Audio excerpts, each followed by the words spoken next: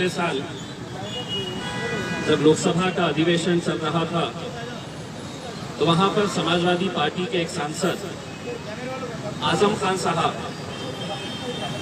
उस वक्त स्पीकर एक लेडी थी और उन्होंने अपने तकरीर के दौरान कुछ ऐसे जुमले बोल दिए थे जिसकी वजह से भारतीय जनता पार्टी के जितने भी सांसद थे वो आग बबूला हो गए थे। आजम खान साहब ने ये कहा था कि ये स्पीकर जो एक महिला है वो मेरी बड़ी बहन के समान है। भारतीय जनता पार्टी वाले बिल्कुल मानने के लिए तैयार नहीं थे। पूरा सांसद उन्होंने सर पर उठा लिया था।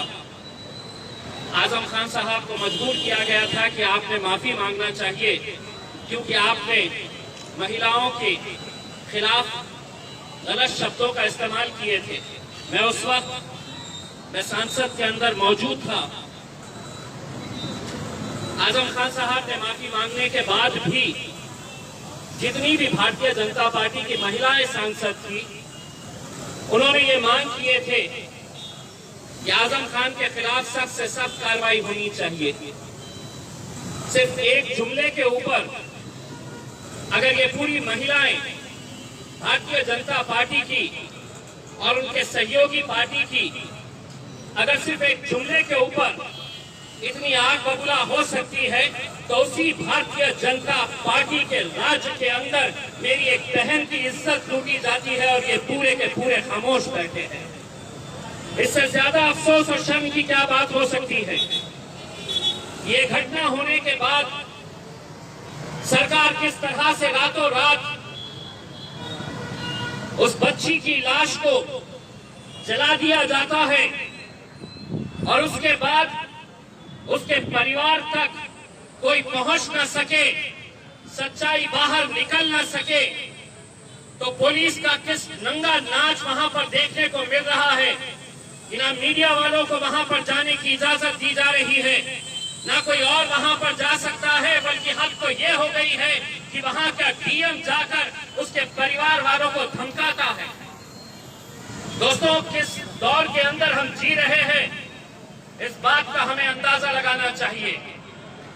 मैं आज भारतीय जनता पार्टी के तमाम लोगों से ये कहना चाहता हूं कि ये बलात्कार किसी एक बच्ची का हुआ है तो उसकी जात क्या है, उसका धर्म क्या है, उसका मजहब क्या है, ये मत देखो, क्योंकि बच्चियां तुम्हारे घर में भी है, बेटियां तुम्हारे घर में भी है, बेटियां हमारे घर में भी है, बहनें हमारे भी घर में है। अगर आज उसे राजनीति के चश्मे से अगर देखेंगे तो शायद कल बहुत देर हो चुकी होगी। मैं आज जिस तरह डॉक्टर साहब ने बताया है कि आज हम एक ऐसे दौर के अंदर गुजर रहे हैं जहां पर डॉक्टर बाबा साहब का, अम्बेडकर जी का संविधान कहां है, कैसे खत्म किया जा रहा है धीरे धीरे, ये आप हर रोज देख रहे हैं। इंसाफ की किस तरह से धज्जियां उड़ाई जा रही है। अगर आज इस मुल्क के अंदर हमारा यकीन किसी के ऊपर है तो हाँ, हमारा यकीन सीबीआई पर था, हमारा यकीन सुप्रीम कोर्ट के ऊपर है, हमारा यकीन लोकसभा के ऊपर है, पार्लियामेंट के ऊपर है। लेकिन अगर यही संस्थाएं अगर खुलेआम अगर आज कानून की, संविधान की धज्जियां उड़ाने जा रहे हैं तो ये बहुत अफसोस की, शर्म की और बहुत एक खतरे की घंटी हमको सुनाई दे रही है। दोस्तों, 500 साल पहले कैसी मंदिर गिराई गई थी, किसने मस्जिद बनाई थी, उसका पूरा ब्यौरा आपके पास है। 500 साल पहले क्या हुआ था इसका पूरा हिसाब आपके सामने आपको दिखाया जा रहा है। लेकिन 28 साल पहले जब वो मस्जिद ढाई गई थी, पूरी दुनिया ने देखा था, पूरी दुनिया देख रही थी टेलीविजन के ऊपर कि वहां पर कौन कौन लोग गए थे, कैसी कैसी बातें कही गई थी, कैसे कैसे नारे लगाए गए थे। और अगर आज अदालतें ये फैसला करती है कि ये नहीं, ये सब बाइज्जत बरी हो रहे हैं, तो आप सोचिए कि आने वाला कल कैसा रहने वाला है। हम लड़ेंगे, हम इंशाल्लाह जितनी हमारी ताकत है हम लड़ेंगे। ये लड़ाई किसी एक मजहब की नहीं है। ये बलात्कार को हम किसी एक मजहब के चश्मे से नहीं देख रहे हैं। एक जवान बच्ची की इज्जत लूटी जाती है और रातों रात अगर उसके बॉडी को वहीं पर पुलिस की निगरानी के अंदर पुलिस के हाथों अगर उसे जलाया जाता है, तो सोचिए उसके परिवार की पीड़ा, सोचिए उसके माँ बाप, उसके घर वालों की क्या हालत होगी। ये एक बच्ची जिसका अंतिम संस्कार भी उनकी मौजूदगी में नहीं कराया गया। ये अगर गुंडा राज नहीं है तो क्या है? और क्यों नहीं वही भारतीय जनता पार्टी के लोग बाहर निकलकर इसकी निंदा कर रहे हैं? क्यों नहीं वो लोग भी इस तरह का अपना गुस्सा जता रहे हैं?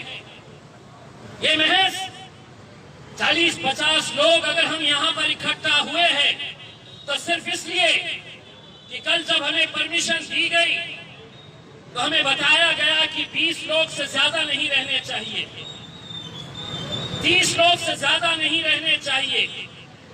हम भी अगर चाहे तो आज औरंगाबाद शहर के तमाम जाति, धर्म और मजहब के लोग सड़कों के ऊपर निकल कर आएंगे। अगर इसी तरह की जुल्म और ज्यादतियां चलती रही तो हमारी भी बर्दाश्त करने की एक सीमा है। हम भी एक हद तक बर्दाश्त करेंगे, लेकिन जिस दिन हमारी बर्दाश्त करने की सीमा खत्म हो जाएगी तब हम भी सड़कों के ऊपर निकल आएंगे। जब हम देखेंगे कि जो कानून जिसकी जिम्मेदारी है रक्षा करना, अगर वही भक्षक हो जाएगा तो कहीं ना कहीं ये जनता को, समाज को सड़कों के ऊपर आना पड़ेगा। हमारे मतभेद होंगे, कांग्रेस पार्टी के साथ हमारे राजनीतिक वैचारिक मतभेद हो सकते हैं और है, लेकिन उस पार्टी के सबसे प्रमुख नेता राहुल गांधी के गिरेबान तक अगर पुलिस चले जाती है, अगर उसका गला पकड़कर उसे नीचे गिरा देती है तो हम निंदा करते हैं और हम ये कहना चाहते हैं कि ये लोकतंत्र के अंदर राहुल गांधी को अगर गिराया गया है तो कांग्रेस के साथ हम भी इस मुद्दे के ऊपर खड़े हैं और हम भी राहुल गांधी को ये कहना चाहते हैं कि हमारे वैचारिक मतभेद होंगे, हमारे राजनीतिक मतभेद होंगे, लेकिन तुम्हारे गिरेबान तक अगर कोई हाथ डालेगा तो वो हाथ को काटने की ताकत मजलिस इत्तेहादुल मुस्लिमीन के अंदर है। क्योंकि आज अगर वो राहुल गांधी तक पहुंच सकते हैं तो कल वो मेरे ख्याल बैरिस्टर असदुद्दीन अवैसी तक भी पहुंचने की हिम्मत रख सकते हैं। ये लड़ाई विचारों की, हमारे अलग अलग मतभेद हो सकते हैं, लेकिन आज इन मुद्दों के ऊपर हम सबको एक साथ मिलकर आने की जरूरत है। हम चाहेंगे कि इसकी शुरुआत औरंगाबाद से हो, कि जहां पर भारतीय जनता पार्टी भी यहाँ पर औरंगाबाद में कहीं पर भी क्यों ना हो, ये सोच ले कि अगर तुम्हारे घर में बेटियां हैं, तुम्हारे घर में अपनी बहनें हैं, तो तुम्हें इस घटना की निंदा करनी होगी। सियासत अपनी तौर के ऊपर चलेगी। ये चोर, ये लुच्चे लफंगे आएंगे जाएंगे। ये मुख्यमंत्री योगी आदित्यनाथ आज रहेगा, कल नहीं रहेगा, लेकिन अगर उसका समर्थन करेंगे तो सोचिए उन दरिंदों की हिम्मत कैसे बढ़ेगी। वो दरिंदों को लगेगा कि मुझे तो अगर सरकार की ताकत मेरे साथ में है तो मैं ऐसे ही बलात्कार करते जाऊंगा। और सिर्फ एक ही नहीं, यही मनीषा नाम की लड़की नहीं, हम राय रोज उत्तर प्रदेश के अंदर, बलरामपुर के अंदर, भदोही के अंदर हर रोज इस तरह की बलात्कार की घटनाएं हो रही हैं। लेकिन अगर इनकी निंदा नहीं की गई, अगर योगी आदित्यनाथ को वहां से हटाया नहीं गया, तो हम तो ये समझेंगे कि इन बलात्कारियों का समर्थन इस मुल्क के वजीर आजम नरेंद्र मोदी और अमित शाह भी कर रहे हैं। इन दरिंदों की हिमायत वो लोग भी कर रहे हैं। कहाँ है वो स्मृति ईरानी जिसने आजम खान के एक जुमले के ऊपर लोकसभा के अंदर इतना हंगामा खड़ा कर दिया था। अगर तू महिला है तो तुझे बाहर निकलकर इस बच्ची के दरिंदे जितने भी थे इनके खिलाफ बोलना पड़ेगा। अगर तुम नहीं बोलेंगे तो अगले अधिवेशन के अंदर तुम्हें हमारा भी सामना करना पड़ेगा। हमारे भी सवाल रहेंगे और तुम्हें जवाब देने पड़ेंगे कि किस तरह से हम एक कानून एक के लिए लगाएंगे और दूसरा कानून दूसरे के लिए लगाएंगे। मैं तमाम औरंगाबाद की आवाम से यह अपील करना चाहूंगा कि इस तरह के छोटे छोटे हम लोग तो हम जानते हैं कि कोरोना का पीरियड है, हम भी जितनी एहतियात बरतना है उतनी एहतियात हम बरतेंगे, लेकिन एक संदेश यहाँ से पूरे मुल्क के अंदर जाना चाहिए कि ये जुल्म ज्यादती, इस तरह का गुंडा राज बहुत ज्यादा दिनों तक चलने वाला नहीं है। ये सत्ता में बिठाने वाले यही जनता है। जिस दिन ये जनता सड़कों के ऊपर निकल आएगी तो इनके अंदर इतनी ताकत है कि ये सत्ता को नीचे भी ला सकते हैं, सत्ताधारियों को नीचे भी खींच सकते हैं। बस आप लोग यहाँ पर आए और एक ऐसे कार्यक्रम का एक हिस्सा बने जिसे देखकर सुनकर बहुत अफसोस होता है और इस बात का अंदाजा लगाया जा सकता है कि अगर अदालतें भी ऐसी फैसले देने लगे, अगर पुलिस इस तरह का काम करने लगे, अगर सीबीआई ये कहने लगे कि अब कुछ नहीं, तो सोचिए मुल्क कहाँ जा रहा है। दोस्तों, हिंदू, मुस्लिम, सिख, ईसाई, दलित जितने भी लोग हैं, हम सबको ये मुल्क बचाना है। ये मुल्क बचाने के लिए हम सबको एक साथ मिलकर आना है। इतनी भक्ति के अंदर मलिन मत हो जाओ। नरेंद्र मोदी साहब को अपना भगवान मत समझो। यही वजह है कि आज तुमने इतना ऊपर उसे चढ़ा दिया है कि उसे जमीन के अंदर क्या हो रहा है ये नजर नहीं आ रहा। इतनी ऊपर उसे पहुंचा दिया है कि खेत के अंदर एक जवान बच्ची को 4-4 दरिंदे नोचते हैं तो उसे वो नजर नहीं आता है। दोस्तों, सभी लोगों को, सभी भारतीयों को एक प्लेटफॉर्म के ऊपर आना पड़ेगा, तभी जाकर हम इन दरिंदों का मुकाबला कर सकेंगे। बहुत बहुत शुक्रिया।